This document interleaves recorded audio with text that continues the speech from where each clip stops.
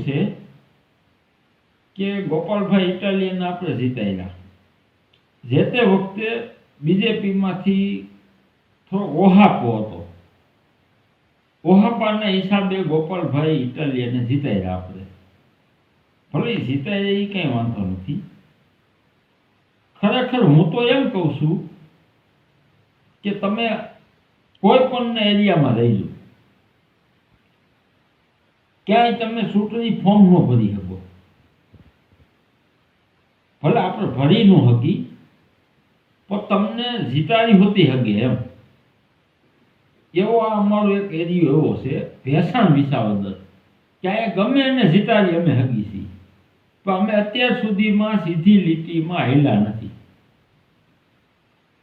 હવે ગોપાલભાઈ જીતાશે તો ગોપાલભાઈના હસ્તક હું તમને આજે અટાણ સુધીમાં કહી દઉં છું કે અટાણે તમે કોઈ પણ એરિયામાં હાલો, રોડ રસ્તાના કામ ચાલુ છે તમામ જગ્યાએ. આમ દેવકી સુધી હાલો કે આમ પીપરિયા સુધી હાલો, ગમે ત્યાં સુધી હાલો, અહીંથી ભેસાણથી રફાડિયા હાલો, ચુડા સુધી ચાલો, તો રોડના કામ ચાલુ છે.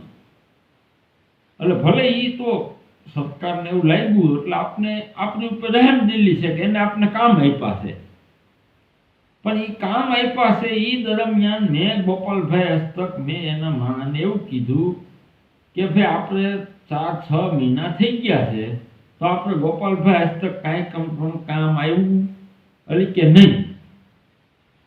ગોપાલભાઈ હસ્તક હજી કાંઈ કામ આવ્યું નથી.